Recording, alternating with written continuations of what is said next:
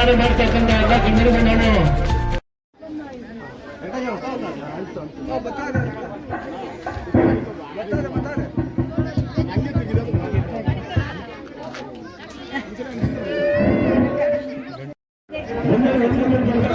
ಅದು ಮಾಡ್ರಿ ಫಸ್ಟ್ ಮಾಡಪ್ಪ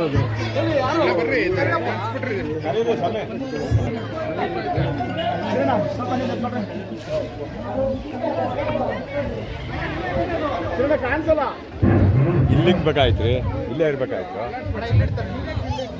ಗೌಡ್ರ ಶ್ರೀನಿವಾಸ್ ಗೌಡ್ರ ಅಲ್ಲೇ ಇಕ್ರಿ ಈಗ ಆಯ್ತಲ್ಲ ಚೆನ್ನಾಗೈತೆ ಬಿಡಿ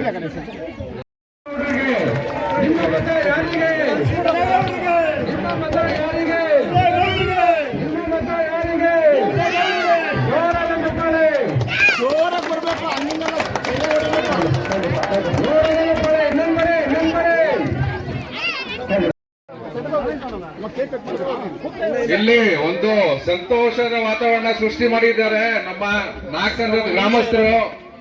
ನಮ್ಮ ಬಿ ಮುನೇಗೌಡರ ಒಂದು ಹುಟ್ಟುಹಬ್ಬದ ಸಮಾರಂಭ ಇಂದು ಏನ್ ನಡೀತಾ ಇದೆ ಇಲ್ಲಿ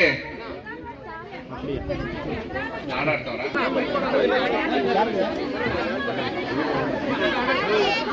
ಇವತ್ತು ನಾನು ಬಂದಿರೋದು ಸುಮಾರು 18-19 ವರ್ಷ ಆಗಿರ್ಬೇಕು.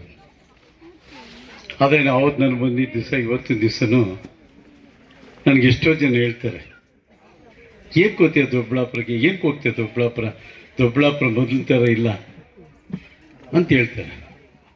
ಆದರೆ ನಾನು ಒಂಥರ ಸಾಧನೆ ನೋಡೇ ಬಿಡೋಣ, ಕೊನೆಗೂ ಜೀವ ಇರೋರ್ಗು ನೋಡೇ ಬಿಡ. ಯಾಕೆ ನನಗೆ ಆಶೀರ್ವಾದ ಮಾಡಲ್ಲ ಅನ್ನೋದು ನಾನು ನಿಮ್ಮನ್ನೆಲ್ಲ ಈಗ ನಾನು ಧರ್ಮಪತ್ನಿ ಕೇಳಿದ್ದೀವಿ, ನಿಮ್ಮ ಮನೆ ಬಾಗಿಲಿಗೆ ಬರ್ತೀವಿ, ಕೇಳ್ತೀವಿ ನಾವೇನು ತಪ್ಪು ಮಾಡಿದ್ದೀವಿ ಅಂತ. ನಾವು ಯಾವುದು ಇವತ್ತು ರಾಜಕಾರಣದಲ್ಲಿ ಗೆದ್ದು ಅಥವಾ ರಾಜಕಾರಣದಲ್ಲಿ ಮತ್ತೊಂದರಲ್ಲಿದ್ದು ಆಸ್ತಿಗಳು ಮಾಡಿಲ್ಲ. ನಾವು ಆಸ್ತಿಗಳು ಮಾಡಿಕೊಂಡು ಆ ಆಸ್ತಿಗಳಿಂದನೇ ಮಾರ್ಕೊಂಡು ನಿಮಗೆ ಎಲೆಕ್ಷನ್ ಟೈಮ್ ದುಡ್ಡು ಕೊಡುವಂಥ ದುರ್ಬುದ್ಧಿ ನನಗೆ ದೇವ್ರು ಕೊಟ್ಟಿಲ್ಲ. ದೇವರು ನಾನು ಕೊಟ್ಟಿರೋದು ನನ್ನ ಆಶೀರ್ವಾದ ಮಾಡುವುದು. ಇವತ್ತಿನ ದಿವಸದಲ್ಲಿ ನಾನು ಹೆಣ್ಮಕ್ಳಿಗೆ ನಾನು ಹೇಳಿದ್ದು, ದೇವಸ್ಥಾನ ಕಟ್ಟೋದು ಒಂದು ಕಡೆ ಇದ್ರೆ ನನ್ನ ಆಸೆ ಏನಂದರೆ ಹೆಣ್ಮಕ್ಳಿಗೆ ಬಾಗಿನ ಕಾರ್ಯಕ್ರಮ ಮಾಡಬೇಕು ಅನ್ನೋದು ನನ್ನ ಆಸೆ ಇರುತ್ತೆ. ಯಾಕೆಂದರೆ ಇವತ್ತು ನಾವು ನೆತ್ಕೊಬೇಕು. ದೇವೇಗೌಡರ ಪತ್ನಿ ಚೆನ್ನಮ್ಮನವರು ಎಂಥ ದೇವತೆ ಅರ್ಥ ಮಾಡ್ಕೊಂಡು, ಯಾವ ರಾಜಕಾರಣಿಗೂ ಅಷ್ಟು ಜನ ಬಂದು ಆ ಅಮ್ಮನಿಗೆ ಸಾವನ್ನಪ್ಪದಾಗ ಇದ್ದೇ ಅಷ್ಟು ಜನ ಬಂದಿರಲಿಲ್ಲ. ಅರ್ಥ ಮಾಡ್ಕೊಳ್ಳಿ, ಯಾವ ರಾಜಕಾರಣಿಗೂ ಬಂದಿಲ್ಲ, ಮುಂದೆ ಯಾವ ರಾಜಕಾರಣಿಗೂ ಬರೋಲ್ಲ ಜನ. ಆ ಅಮ್ಮನ್ ಮಾಡಿರುವಂಥ ದೇವರ ಪೂಜೆಯಿಂದ ಅಮ್ಮನಿಗೆ ಅಷ್ಟು ಶಕ್ತಿ ಸಿಕ್ತು ಅಂತ ನಾನು ಅನ್ಕೊಂಡಿದ್ದೀನಿ. ಇವಾಗ ನೀವು ಹೆಣ್ಮಕ್ಳೇನು ಪೂಜೆಯನ್ನು ಮಾಡಲ್ಲ ಅಂತಲ್ಲ, ನೀವು ಪ್ರತಿಯೊಂದು ದಿವಸನೂ ದೇವ್ರ ಪೂಜೆ ಮಾಡಿದ್ರೆ ನೀವು ಹೊರಗಡೆ ಹೋಗೋದೇ ಇಲ್ಲ. ದೇವ್ರು ಕಾಣಿಸಿದ್ರೆ ಆ ದೇವ್ರ ಕಡೆ ನೀವು ನಮಸ್ಕಾರ ಹೊಡಿದರೆ ನೀವು ಯಾವತ್ತೂ ಹೋಗೋದು ಇಲ್ಲ. ಅದು ದೇವರಿಗೆ ಹೆಚ್ಚಿಗೆ ಒಲವು ನಿಮ್ಮ ಮೇಲೆ ಇದೆ, ನಿಮ್ಮ ಮೇಲೆ ದೇವ್ರಿಗೂ ಇದೆ, ದೇವ್ರಿಗೂ ನಿಮಗೂ ಇದೆ. ಇವತ್ತು ನನ್ನ ಒಂದು ಯಾಕೆ ಬಾಗಿನ ಕಾರ್ಯಕ್ರಮ ಮಾಡಬೇಕು ಅನ್ನೋದು ನನ್ನ ಆಸೆ ಇದ್ದರೆ, ನಾನಿವತ್ತು ಪಕ್ಕದವರೆಲ್ಲ ಕೊಡಿಗೆಳ್ಳಿಯಲ್ಲಿ ಯಾರು ಬಂದಿದ್ರಿಲ್ಲ, ಕೊಡಿಗೆಳ್ಳಿಯಲ್ಲಿ ಮಿಲಿಟರಿಯಲ್ಲಿ ಕೆಲಸದಲ್ಲಿರುವಾಗ ಅವ್ರ ತಾಯಿ ಇವತ್ತು ವಯಸ್ಸಾಗಿದೆ, ನನ್ನ ಮಗ ನನ್ನ ಜೊತೆಯಲ್ಲಿಲ್ಲ, ಎಲ್ಲೋ ಅಲ್ಲೆಲ್ಲೋ ಮಿಲಿಟರಿಯಲ್ಲೆಲ್ಲೋ ಜಾರ್ಖಂಡಲ್ಲವನೇ, ಅಲ್ಲಿ ವಿಪರೀತ ಕಷ್ಟ ಅಂತ ಆಗಿದ್ದಾನೆ, ನಾನು ಇಲ್ಲಿ ಕರ್ಸ್ಕೊಂಡ್ಬಿಡ್ಬೇಕು ಅಂತೇಳಿ ನನ್ನ ಹತ್ರ ಬಂದರು. ನಾನು ಕರ್ಕೊಂಡೋದೆ, ದೇವೇಗೌಡ ಹತ್ರ ಕರ್ಕೊಂಡೋದೆ. ಒಂದು ಸಾರಿ ಹೋದೆ, ಆಗಲಿಲ್ಲ. ಎರಡನೇ ಸಾರಿ ಹೋದಾಗ ದೇವೇಗೌಡ್ರೆ ಏನು 2 ಸಾರಿ ಬರ್ತಾ ಇದ್ದೀವಿ, ಏನು ಸಮಾಚಾರ ಅಂತ ಕೇಳಿದಾಗ, ಈ ಥರ ಈ ಅಮ್ಮ ತಾಯಿ ಈ ಅಮ್ಮ ಮಗ ಬಾರ್ಡ್ರಲ್ಲಿ ಮಿಲಿಟರಿಯಲ್ಲಿ ಭಾರಿ ತೊಂದರೆ ಐತೆ ಅವರಿಗೆ, ಇವ್ರ ಮನೆ ಕಡೆ ಸಂಸಾರ ಭಾರಿ ಕಷ್ಟ ಆಗಿದೆ, ಇವನು ಟ್ರಾನ್ಸ್ಫರ್ ಮಾಡಬೇಕಂತ ಹೇಳಿ ಅವರ ಅಂಜನಗೌಡರು ಮಿಲಿಟರಿಯವ್ರಿಗೆ ಟ್ರಾನ್ಸ್ಫರ್ ಮಾಡಬೇಡ, ಟ್ರಾನ್ಸ್ಫರ್ ಮಾಡ್ಸೋಕ್ಕೋದ್ರೆ ಭಾರಿ ಕಷ್ಟ ಕೊಡ್ತಾರೆ ಅಂತ ಹೇಳಿದ್ರು. ಆದರೂ ದೇವೇಗೌಡರು ಪೇಪರ್ ಕಿತ್ಕೊಂಡು 15 ದಿವಸದಲ್ಲಿ ಆಗದೇ ಇರುವಂಥ ಕೆಲಸ ಪುಣ್ಯಾತ್ಮ ಮಾಡಿಕೊಟ್ಟ. ಬಡವರು ಅಂದರೆ ದೇವೇಗೌಡರಿಗೆ ಎಷ್ಟು ಆಸೆ ಅನ್ನೋದು ಹೆಚ್ಚಿಗೆ ಮಾಡಿ ತಾಯಿ ಹತ್ರ ಮಗನ್ನ ಸೇರಿಸುವಂಥ ಶಕ್ತಿ ದೇವೇಗೌಡರು ಅವತ್ತು ಒಂದೇ ಒಂದು ಲೆಟ್ರಲ್ಲಿ ಮಾಡಿಕೊಟ್ರು. ನಾವು ಹಿಡಿದು ಬರ್ತಾ ಇದ್ದೇವೆ, ನಾನು ಈ ಥರ ಅವನ ಮಗನಿಗೆ ಟ್ರಾನ್ಸ್ಫರ್ ಆಗಬೇಕು, ಅದಕ್ಕೆ ನಾನು ಅಮ್ಮನ ಕರ್ಕೊಂಡ್ಬಂದು ಮಾಡಿಸಿದ್ದೀನಿ. ಇವತ್ತು ಟ್ರಾನ್ಸ್ಫರ್ ಆಗಿದೆ, ಆ ಅಮ್ಮ ಖುಷಿಯಾಗಿ ಪೇಪರ್ ಇಸ್ಕೊಂಡು ಹೋಗ್ತಾ ಇದ್ದಾರೆ ಅಂತ ಹೇಳಿದಾಗ ಆ ಅಮ್ಮನ ಕರಿ ಅಂತ ಹೇಳ್ಬಿಟ್ಟು ಕರೆಸ್ಬಿಟ್ಟು ಚೇರ್ ಹಾಕಿ ಕೂರಿಸಿ ಪಕ್ಕದಲ್ಲೇ ದೇವರು ಪಕ್ಕದಲ್ಲೇ ಚೇರ್ ಹಾಕಿ ಕೂರಿಸ್ಬಿಟ್ಟು ಅರ್ಶಿನ ಕುಂಕುಮ ಕೊಟ್ಟು ಊಟ ಮಾಡಿಸಿ ಒಂದು ಸೀರೆ ಕೊಟ್ಟು 200 ರೂಪಾಯಿ ಕೊಟ್ಟು ಕಳಿಸಿದ್ರು ಹೋಗಮ್ಮ ಅಂತ ತಾಯಿ ಸಿಗೋದು ಇಷ್ಟು ಕಷ್ಟ ತೀಚೆ ಆ ಅಮ್ಮ ಧರ್ಮ ದೇವತೆನೇ ಅನ್ಕೊಂಬೋದು ಇವತ್ತು. ಅನ್ನ ಕೊಡೋದ್ರಾಗ್ಲಿ, ಧರ್ಮ ಮಾಡೋದ್ರಾಗ್ಲಿ, ಉಪದೇಶ ಮಾಡೋದ್ರಾಗ್ಲಿ, ಇಷ್ಟೇ ಆದರೂ ಆ ಅಮ್ಮ ಎಲ್ಲ ದೇವರುಗಳ ಒಂದು ಗುಣನೂ ಆ ಅಮ್ಮನಲ್ಲಿ ಇತ್ತು. ದೇವೇಗೌಡರ ಪತ್ನಿ ಚೆನ್ನಮ್ಮನವ್ರ ಹತ್ರ ಎಲ್ಲ ದೇವರ ಗುಣನೂ ಇತ್ತು. ಆ ಅಮ್ಮನ ಯಾವ ದೇವ್ರಿಗೂ ಹೋಲ್ಸೋಕ್ಕಾಗ್ತಾ ಇಲ್ಲ. ಅಂತೂ ಭಕ್ತಿ ಉಳ್ಳ ಅಂತ ಚೆನ್ನಮ್ಮನವ್ರ ಮೊನ್ನೆ ತೀರ್ಕೊಂಡಾಗ ಅವತ್ತು ಹುಟ್ಟಿದಬ್ಬ ಮಾಡಬೇಕಾಗಿತ್ತು, ಆದರೆ ಅವತ್ತು ಮಾಡೋಕ್ಕಾಗಲಿಲ್ಲ. ಅದೇ ರೀತಿ ಇವತ್ತು ದೊಡ್ಡಬಳ್ಳಾಪುರದಲ್ಲಿ ದೇವೇಗೌಡರ ಮಕ್ಕಳ ಜೊತೆಯಲ್ಲಿ ದೇವೇಗೌಡರ ಕೈಯಲ್ಲಿ ಬಾಗಿನ ಕಾರ್ಯಕ್ರಮ ಮಾಡಬೇಕು ಅಂತ ಒಂದಷ್ಟು ಜನ 100 ಜನ ಕರ್ಕೊಂಡೋಗಿ ಬಾಗಿನ ಕಾರ್ಯಕ್ರಮ ಎಲ್ಲ ಮಾಡಿಸ್ದೆ. ಪಾಪ ಎಲ್ರಿಗೂ ಕೊಟ್ಟರು, ಎಲ್ಲರೂ ಫೋಟೋ ಹಾಕ್ಕೊಂಡು ಅಂತೂ ಮಾಂತ ಇವತ್ತು ಅನ್ಕೊಬೋದು. ಇವಾಗ ದೇವೇಗೌಡರ ಫ್ಯಾಮಿಲಿ ಹತ್ರ ಅವ್ರ ಫ್ಯಾಮಿಲಿಯಲ್ಲಿ ನಾವು ಹೋಗ್ಬಿಟ್ಟು ಪೂಜೆ ಮಾಡಿಸ್ಬೇಕಾದ್ರೆ ಎಲ್ರಿಗೂ ಸಿಗಲ್ಲ ಅಂತ ಅದೃಷ್ಟ. ಎಲ್ಲರೂ ನಾವು ಹೋದ್ರೆ ನಮ್ಮ ಮನೇಲಿ ಬಿಟ್ಬಿಡಲ್ಲ.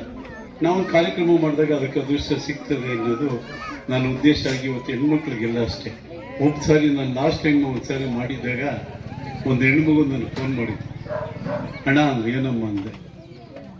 ಅಣ್ಣ ನನಗೆ ತಂದೆ ಇಲ್ಲ, ಅಣ್ಣ ಇಲ್ಲ, ಯಾರು ಇಲ್ಲ, ನಾನು ಒಬ್ಬೊಟ್ಟಿಗೆ ನನಗೆ ಯಾರು ಇದು ಬಾಗಿನ ಕಾರ್ಯಕ್ರಮ ಮಾಡಿದವರು ಇವತ್ತಿಗೂ ನನಗೊಬ್ಬರಿಲ್ಲ. ನೀನು ನಮ್ಮ ಅಣ್ಣ ಥರ ಬಂದು ನೀನು ಮಾಡಿದ್ದೀರಣ್ಣ, ನೀನು ದೇವ್ರು ಒಳ್ಳೆ ಆಶೀರ್ವಾದ ಮಾಡಿ ಅಂತೇಳಿ ನನಗೆ ಆಶೀರ್ವಾದ ಮಾಡಿದೆ. ಆಯ್ಮನೆ ಮಾಡಿದ್ಲು. ಅಲ್ಲಿಗೆ ಆಶೀರ್ವಾದ ಪಡೆದಿರೋಂಥ ನಾನೆಂಥ ಪುಣ್ಯಾತ್ಮ ಅಂತ ನಾವು ಯೋಚನೆ ಮಾಡಿ ಅದಕ್ಕೆ ಒಂದು ಬಾಗಿನ ಕಾರ್ಯಕ್ರಮ ಮಾಡಬೇಕು ಅನ್ನೋದು ನನ್ನ ಉದ್ದೇಶ ಆಗಿ ಎಲ್ರಿಗೂ ಸಹ ಇಲ್ಲ ಅನ್ನೋಕೆ ಹೋಗ್ಬಾರ್ದು ಅಂತೇಳಿ ಆಮೇಲೆ ಬಾಗಿನ ಕಾರ್ಯಕ್ರಮ ಮಾಡಬೇಕು ಅನ್ನೋದು ನನ್ನ ಆಸೆ ಇದೆ. ಆದರೆ ಇವತ್ತು ಅಷ್ಟೇ ಚೆನ್ನಮ್ಮನವರಂಥ ದೇವತೆ ಇವತ್ತು ಯಾರು ಸಿಗೋದು ಕಷ್ಟ ಇದೆ. ಆದರೆ ಆ ದೇವತೆ ಥರ ನೀವು ಮುಂದಿನ ದಿನದಲ್ಲಿ ದೇವರ ಒಂದು ಆಶೀರ್ವಾದ, ದೇವರ ಒಂದು ಪೂಜೆಯಲ್ಲಿ ನಿರಂತರವಾಗಿ ಇರ್ತೀನಿ ಅಂತ ನಾನು ಅಂದ್ಕೊಂಡಿದ್ದೀನಿ. ಈ ರೀತಿ ಮಾರ್ಸಂದ್ರದ ನಮ್ಮ ನಾಲ್ಕಸಂದ್ರದಲ್ಲಿ ಹುಡುಗರೆಲ್ಲ ಬಂದರು. ಪಾಪ ಇಲ್ಲವರೇ ನಮ್ಮ ಮುನ್ರಾಜ್ ಇವರೆಲ್ಲ ಅವ್ರು ಅನ್ಕೊಂಡು ಬಂದಿದ್ದೇನು ಅಂದರೆ ಏನೋ ಒಂದು 5,000, 6,000, 7,000 ಕೊಡ್ತಾರೆ, ಈಸ್ಕೊಂಡೇನೋ ಮಾಡ್ಬಿಡೋಣ ಅಂದರು. ನಾನು ಹೇಳಿದೆ, ಇಷ್ಟೊಂದು ಸರಿ ಹೇಳಿದೆ, ಬೇಡಪ್ಪ, ನಿಮ್ಮೂರಿಗೆ ನಾನು ಆಂಜನೇಯ ಸ್ವಾಮಿ ದೇವಸ್ಥಾನ ಹಿಂದೆ ಕಟ್ಕೊಟ್ಟಿದ್ದೆ. ಆ ದೇವರೇನೋ ಆಶೀರ್ವಾದ ನಮ್ಮ ಕಡೆ ತಿರ್ಗಿ ನೋಡ್ದಂಗಿಲ್ಲ. ಆ ದೇವಸ್ಥಾನ ಥರನೇ ನಿಮ್ಮ ದೇವಸ್ಥಾನ ಚೆನ್ನಾಗಿರ್ಬೇಕು ಆ ಥರ ಮಾಡೋಣ ಅಂತ ನಾನು ಮುಂದೆ. ಆದರೆ ಇವ್ರು ಒಪ್ಪಲೇ ಇಲ್ಲ. ಬೇಡ ನಾವು ಅಷ್ಟು ದುಡ್ಡು ಯಾಕೆ ನಾವು ಖರ್ಚು ಮಾಡೋದು ಅಂತ. ನಿಮ್ಗೆ ಯಾಕಪ್ಪ ಬೇಕು, ನಾನು ಮಾಡಿಸ್ಕೊಡ್ತೀನಿ ಅಂತೇಳಿ ಈ ಜಾಗಕ್ಕೆ ಬಂದು ನಾನೇ ನೋಡ್ಕೊಂಡು ಆಯ್ತಪ್ಪ ಇದನ್ನು ಮಾಡಿಸ್ತೀನಿ ಅಂತ ಒಪ್ಕೊಂಡೆ. ಆ ಮಾಡಿಸುವಂಥ ವ್ಯವಸ್ಥೆನ ಇವತ್ತು ನಿಮ್ಮೆಲ್ಲರ ಸಮ್ಮುಖದಲ್ಲಿ, ಹೆಣ್ಮಕ್ಳ ಸಮ್ಮುಖದಲ್ಲಿ ಯಾಕೆ ಮಾಡಬೇಕು ಅಂದರೆ ಮಾರಮ್ಮ ಶಕ್ತಿ ಎಷ್ಟು ಶಕ್ತಿ ಇದೆ ಅಂದರೆ ನೀವು ಮುಂದಿನ ದಿವಸದಲ್ಲಿ ಅರ್ಥ ಮಾಡ್ಕೊಳ್ಳಿ. ಮಾರಮ್ಮಂದು ಶಕ್ತಿ ಜಾಸ್ತಿ ಇದೆ. ಆ ಮಾರಮ್ಮನ ಶಕ್ತಿನ ಅಳವಡಿಸ್ಕೊಳ್ಳೋದಕ್ಕೆ ನೀವೆಲ್ಲ ಮುಂದೆ ಪೂಜೆ ಮುಖಾಂತರ ಸಾಧಕರಾಗಬೇಕು ಅಂತ ನಾನು ನಿಮ್ಮಲ್ಲಿ ಮನವಿ ಮಾಡ್ತೀನಿ. ಇವತ್ತಿನ ದೇವಸ್ಥಾನದಲ್ಲಿ ನನಗೆ ಆಶ್ಚರ್ಯ, ನಾನು ಅವತ್ತು ಕಲ್ಲು ಹೊಡೆದಿದ್ದಷ್ಟೇ, ಮೊನ್ನೆನೂ ಒಂದು ಕಲ್ಲು ಬಂತು ನೋಡಿ. ಈ ಪಕ್ಕದ ಆಂಜನೇಯ ಸ್ವಾಮಿ ದೇವಸ್ಥಾನಕ್ಕಿಂತ ಒಂದು ಉತ್ತಮವಾದ ದೇವಸ್ಥಾನ ಇದು ಹಾಗೆ ಆಗ್ತದೆ. ನಾನು ಬಂದು ನೋಡಿದಾಗ ಕೂಚೆಗಳು ಎಲ್ಲ ಇದ್ವು. ಕೂಚೆಗಳು ಅವೆಲ್ಲ ಏನು ಬೇಡಪ್ಪ, ನಾನು ಪೂರ್ತಿ ಕಲ್ಲಲ್ಲಿ ಕಟ್ಟೋಣ ಅಂತ. ನನ್ನ ಆಸೆ ಏನಂದರೆ ಇಲ್ಲೊಂದು ಪಾಂಪ್ಲೇಟ್ ಓಡಿಸೋದು, ನಮ್ಮ ಸಮಿತಿಯವ್ರ ಪಾಂಪ್ಲೇಟ್ಸ್. ನಾನು ಸಮಿತಿನ ಕೇಳ್ಕೊಳ್ಳೋದು ಇಷ್ಟೇ, ನೀವು ಯಾರತ್ತೂ ಮಾರಮ್ಮನ ದೇವಸ್ಥಾನ ಕಟ್ಟೋದಕ್ಕೆ ಅವ್ರ ಹತ್ರ ಯಾರ ಹತ್ರ ಕೇಳಕ್ಕೆ ಹೋಗಬೇಡಿ. ಪ್ರತಿಯೊಂದು ಮನೆಗೂ ಅವ್ರು ಎಷ್ಟು ಕೊಡ್ತಾರೆ ಅಷ್ಟು ಕೇಳಿ. 1 ರೂಪಾಯಿ ಕೊಡ್ತಾರೆ, 2 ರೂಪಾಯಿ ಕೊಡ್ತಾರೆ, 10 ರೂಪಾಯಿ ಕೊಡ್ತಾರೆ, 5 ಕೊಡ್ತಾರೆ. ಪ್ರತಿಯೊಂದು ನಮ್ಮ ನಾಲ್ಕು ಸಂಘದಲ್ಲಿ ಇರುವಂಥ ಮನೆಗಳಲ್ಲೇ ದುಡ್ಡು ಬರುತ್ತೆ, ಸಾಕಷ್ಟೇ. ಅದ್ರ ಮೇಲೆ ಏನು ಬೇಡ. ಅದಕ್ಕೆ ದೇವ್ರು ಕೊಡ್ತಾನೆ, ದೇವ್ರು ಕೊಡುವಂಥ ಶಕ್ತಿ ಇರ್ತಾನೆ. ನಾನು ಅದನ್ನು ಹೇಳಿದೆ ಸಮಿತಿಗೆ, ಪಾಂಪ್ಲೆಟ್ಸು ಓಡಿಸ್ಬೇಡಿ, ಪಬ್ಲಿಸಿಟಿ ಮಾಡಬೇಡಿ, ಏನೂ ಮಾಡಬೇಡಿ. ಪ್ರತಿಯೊಂದು ಮನೆಗೆ ಹೋಗಿ, ನೀವು ಹೋಗ್ಲಿಲ್ಲ ಅಂದರೆ ನಾನು ಬರ್ತೀನಿ ಜೊತೆಯಲ್ಲಿ. ಅವ್ರು ಎಷ್ಟು ಕೊಡ್ತಾರೆ ಹೆಚ್ಚಿಸ್ಕೊಳ್ಳೋಣ. 1 ರೂಪಾಯಿಗೂ ಬೆಲೆ ಇದೆ, ಅರ್ಥ ಮಾಡ್ಕೊಳ್ಳಿ. ನಿಮ್ಮ ಓಟು ಬೆಲೆ ಅರ್ಥ ಮಾಡ್ಕೊಳ್ಳಿ. ನಿಮ್ಮ ಓಟು ಬೆಲೆ ಪ್ರಧಾನಿ ನರೇಂದ್ರ ಮೋದಿಗೂ ಏನು ಬೆಲೆ ಅದೋ ಅದು ನಿಮ್ಮ ಬೆಲೆ ಇದೆ, ಅರ್ಥ ಮಾಡ್ಕೊಳ್ಳಿ. ಪ್ರಧಾನಿದು 1 ಓಟ್ ತಪ್ಪೋಯ್ತು ಅಂದರೆ ಸೋತ್ಬಿಟ್ಟ ಅಂದರೆ ನಿಮ್ಮ ಓಟು 1 ತಪ್ಪೋದು ಸೋತಂಗೆ. ಪ್ರಧಾನಿಗಿರೋ ಬೆಲೆ ನಿಮ್ಮ ಓಟ್ಗದೆ, ಅರ್ಥ ಮಾಡ್ಕೊಳ್ಳಿ. ಹಂಗೆ 1 ಪೈಸಕ್ಕೂ ಬೆಲೆ ಇದೆ, 1 ಪೈಸಕ್ಕೂ ಬೆಲೆ ಇದೆ. ಅದೇನು ಅದನ್ನ ಕಳಿಯುವಂಥದ್ದಲ್ಲ. ಅದಕ್ಕೆ ನಿಮ್ಮ ಮನೆಗಳಲ್ಲೇ ಇರುವಂಥ ಹಣನ ಸಂಗ್ರಹಣೆ ಮಾಡ್ರಪ್ಪ, ಸಾಕಷ್ಟೇ. ದೇವಸ್ಥಾನ ಚೆನ್ನಾಗಿ ಆಗ್ತದೆ, ಅದೇ ಉದ್ಭವ ಆಗಿ ಬಂದೇ ಬರ್ತದೆ ಅಂತೇಳಿ ನಾನು ಅವ್ರಿಗೆ ಮನವಿ ಮಾಡಿದ್ದೀನಿ. ನಾನು ಅವರನ್ನು ಸಮಿತಿಯಲ್ಲಿ ಕೇಳ್ಕೊಳ್ಳೋದಷ್ಟೇ. ಸಮಿತಿಯಲ್ಲಿ ಇವತ್ತು ನಾನು 20ನೇ ತಾರೀಕು ಹುಟ್ಟುಹಬ್ಬ ಮಾಡ್ಕೊಂಡಿದ್ದು. ಇಷ್ಟೊತ್ತಿಗೆ ನನ್ನ ಆಸೆ ಏನಿತ್ತಂದರೆ ರೂಫ್ ಲೆವೆಲ್ ಹೊರಟೋದ್ಮೇಲೆ ನಾವು ಉಡ್ದಬ್ಬ ಮಾಡ್ಕೊಬೇಕು ಅಂತ ನನ್ನ ಆಸೆ ಇತ್ತು. ಆದರೆ ನಮ್ಮ ಚೆನ್ನಮ್ಮನವ್ರ ದೈವ ಆದ್ರಿಂದ ಅದನ್ನು ಬರೋಕ್ಕಾಗಲಿಲ್ಲ, ಇದು ಮಾಡೋಕ್ಕಾಗಲಿಲ್ಲ. ಆದರೆ ತುಂಬ ಬೇಗನೆ ಮಾಡಬೇಕು ಅಂತ ಮಾರಮ್ಮನ ದೇವಸ್ಥಾನ ನನ್ನ ಆಸೆ. ಏಕೆಂದರೆ ಕಲ್ಲಲ್ಲಿ ಯಾಕೆ ಮಾಡಬೇಕು ಅಂದರೆ ಮುಂದೆ ಅದನ್ನು ಸುಣ್ಣ ಬಣ್ಣ ಹೊಡೆಯಂಗಿಲ್ಲ, ಮತ್ತೊಂದು ಹೊಡೆಯಂಗಿಲ್ಲ. ಸುಣ್ಣ ಬಣ್ಣ ಹೊಡಿಬೇಕಾದ್ರೆ ಅವಾಗ ಸುಣ್ಣ ಬಣ್ಣ ಹೊಡೆಯೋಕ್ಕೂ ನಾವು ಎಲ್ಲರದ್ದು ಭಿಕ್ಷೆ ತಕ್ಕೋಬೇಕು, ಅದೆಲ್ಲ ಆಗೋದು ಬೇಡ. ಈ ಊರಲ್ಲಿರುವಂಥ ಹಣನೇ ಅದಕ್ಕೆ ಸಾಕು ಅಂತೇಳಿ ಆವಾಗ ನಾವು ಸುಣ್ಣ ಹೊಡೆಯೋದು ಅಂತ ಏನಿಲ್ಲ. ದೇವಸ್ಥಾನಕ್ಕೆ ಸುಂದರವಾಗಿರ್ತದೆ. ಮಳೆಗಾಲದಾಗ ಅದೇ ವಾಶ್ ಮಾಡ್ಕೊತದೆ, ಬೇಸಿಗೆಯಲ್ಲಿ ಬಂದಾಗ ನಿಮ್ಗೆ ಸುಂದರವಾಗಿ ಕಾಣಿಸ್ತದೆ ಅಷ್ಟೇ. ಅದಕ್ಕೆ ಕ್ರಿಶ್ಚಿಯನ್ಸ್ ಎಲ್ಲ ದೇವಸ್ಥಾನಗಳು ನೋಡಿ ಎಲ್ಲ ಕಲ್ಲಲ್ಲಿ ಕಟ್ಟೋದು. ಅವ್ರ ಮೇಂಟೆನೆನ್ಸ್ ಚೀಪು. ಈಗಲೂ ಅಷ್ಟೇ ಎಲ್ಲ ದೇವಸ್ಥಾನಗಳು ಕಲ್ಲಲ್ಲಿ ಕಟ್ಟಿದ್ರೆ ಮುಂದಿನ ದಿವಸದಲ್ಲಿ ಅದು ಮೇಂಟೆನೆನ್ಸ್ ಚೀಪ್ ಆಗ್ತದೆ ಅಂತೇಳಿ ಮುಂದೆ ನಾನು ಒಂದು ಮಾತು ಕೇಳೋದು ಇಷ್ಟೇ. ಇವತ್ತೊಂದು ಚಿಕ್ಕನಹಳ್ಳಿ ದೇವಸ್ಥಾನಕ್ಕೆ ಹೋಗಿದ್ವಿ. ಚಿಕ್ಕನಹಳ್ಳಿ ದೇವಸ್ಥಾನಕ್ಕೆ ಹೋದರೆ ಅವ್ರ ಹೆಣ್ಮಕ್ಳು ಅವರೆಲ್ಲ ನೋಡಿ ಆ ದೇವಸ್ಥಾನಕ್ಕೆ ಇವತ್ತು 48ನೇ ದಿವಸ ಇಷ್ಟು ಸುಂದರವಾಗಿ ಮಾಡಿದ್ರು, ಇಷ್ಟು ಚೆನ್ನಾಗಿ ಮಾಡಿದ್ರೆ ನಮಗೆಲ್ಲ ಖುಷಿ ಆಯಿತು. ಅದಕ್ಕೆ ಇಲ್ಲಿ ಬರೋಕ್ಕೆ ಲೇಟ್ ಆಗೋಯ್ತು. ಅಷ್ಟು ಚೆನ್ನಾಗಿ ಮಾಡಿದ್ರು ಹೆಣ್ಮಕ್ಳು, ಇಷ್ಟು ಖುಷಿಯಾಗಿದ್ರು, ಎಷ್ಟು ಅಲಂಕಾರವಾಗಿದ್ರು. ನಾವು ಎಷ್ಟೇ ಡ್ರೆಸ್ ಮಾಡಲಿ ಚೆನ್ನಾಗಿರಲ್ಲ, ಅದೇನು ಹೆಣ್ಮಕ್ಳು ಅಂತೆಲ್ಲ ಡ್ರೆಸ್ ಮಾಡ್ಕೊಂಡ್ಬಿಟ್ಟು ಎಲ್ರಿಗೂ ಚೆನ್ನಾಗಿ ಕಾಣಿಸ್ತಾರೆ. ಹಂಗೆ ಇವತ್ತು ಆ ದೇವಸ್ಥಾನದಲ್ಲೂ ಅಷ್ಟೇ ಎಲ್ಲ ಎಷ್ಟು ಶುಭ್ರವಾಗಿದ್ರು. ಆತ್ಮಪೂರ್ವಕವಾಗಿ ದೇವಸ್ಥಾನದ ದೇವರ ವಿಗ್ರಹಗಳಿಗೆ ಒಂದು ಒಳ್ಳೆಯ ಒಂದು ಶೋಭೆ ಬರೋಂಗೆ ಹೆಣ್ಮಕ್ಳು ಇವತ್ತು ಮಾಡಿದ್ರು. ಅದಕ್ಕೆ ಬೇಗ ನಾನು ಹೇಳೋದು ಇಷ್ಟೇ, ಪ್ರತಿಯೊಂದು ಮನೆಗಳಲ್ಲೂ ಎಷ್ಟಾಗ್ತದಷ್ಟು ಕೊಡಿ, ಸಾಕು.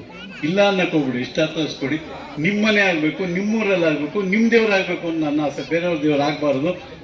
ನಿಮ್ಮ ಮನೆಯಲ್ಲೇ ನಿಮ್ಮೂರಲ್ಲೇ ನಿಮ್ಮ ದೇವರಾಗಬೇಕು ಅನ್ನೋದು ನನ್ನ ಆಸೆ ಅಂತೇಳಿ ನೀವೆಲ್ಲರೂ ಸೇರಿ ಇವತ್ತು ಹುಟ್ಟುಹಬ್ಬ ಕಾರ್ಯಕ್ರಮ ನನಗೆ ಮಾಡಿಸೋದಕ್ಕೆ ನನಗೆ ಆಶಯ ಮುಂದಿನ ಒಂದು ಬೆಳವಣಿಗೆ ಜೊತೆಯಲ್ಲಿ, ಆರೋಗ್ಯದ ಜೊತೆಯಲ್ಲಿ ಮುಂದೆ ಒಂದು ಯಶಸ್ವಿ ಕಾಣಿಸೋದಕ್ಕೆ ನೀವೆಲ್ಲ ದಾರಿದೀಪ ಆಗ್ತೀರಿ ಅಂತೇಳಿ ನಾನು ಅಂದ್ಕೊಂಡಿದ್ದೀನಿ. ಆ ಅಂದ್ಕೊಂಡಿರೋದನ್ನು ನೀವು ಒಂದು ದಿವಸಕ್ಕೆ ಬಂದು ಹೋಗೋನೇ ನೀವು ನೋಡಬೇಡಿ. ನಾನು ಹೇಳೋದು ಇಷ್ಟೇ, ನಿಮ್ಮನ್ನ ಒಂದು ದಿವಸ ಅವರಾಟಕ್ಕೆ ಬಂದು ಆಟ ಆಡ್ಕೊಂಡು ಹೋಗೋದು ನೋಡೋಗ್ಬೇಡಿ, ಆದಾಯ ಮಾಡ್ಕೊಂಡು ಹೋಗೋದ್ಬೇಡಿ. ನಿಮ್ಮ ಜೊತೆಯಲ್ಲಿ ಬೆಳೆಯುವಂಥ ಜನನ್ನ ನೀವು ಮುಂದಿನ ದಿವಸಗಳಲ್ಲಿ ಅವ್ರಿಗೆ ಯಶಸ್ಸು ಕೋರಬೇಕು ಅಂತೇಳಿ ಎಲ್ಲ ಹೆಣ್ಮಕ್ಳಲ್ಲಿ ನಾನು ನನ್ನ ಮಾತು ಮುಗಿಸ್ತೀನಿ. ಮಾನವ ಸೇವಾ ಸಮಿತಿಯಿಂದ ಪುಷ್ಪಮಾಲೆಯನ್ನು ಮುನೇಗೌಡರು ಮತ್ತು ದಂಪತಿಯವರಿಗೆ ಅರ್ಪಿಸ್ತಾ ಇದ್ದೀವಿ. ಚಪ್ಪಾಳೆ ಹೊಡಬೇಕು.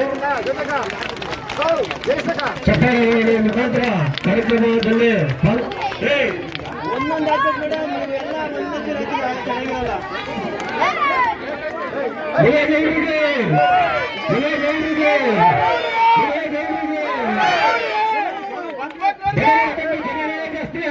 ಕಾರ್ಯಕ್ರಮದಲ್ಲಿ ದೇವಸ್ಥಾನಗಳ ಜೀರ್ಣೋದ್ಧಾರಕ ಶ್ರೀ ಮುನೇಗೌಡರವರಿಗೆ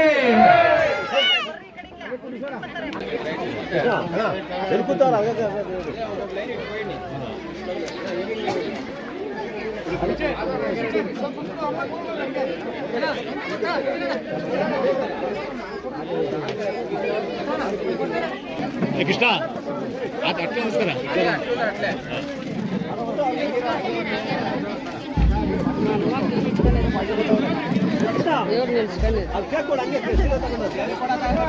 ಉಂಟಾಕಿಸ್ತಾನುವ ಅಲ್ಲಿ ಮಾಡ್ಲಿಲ್ಲ, ಅದು ಹುಡ್ಕೊಂಡ್ರ ಅಂತ ಗಲಿಬಿಲಿ ಇದ್ದರು.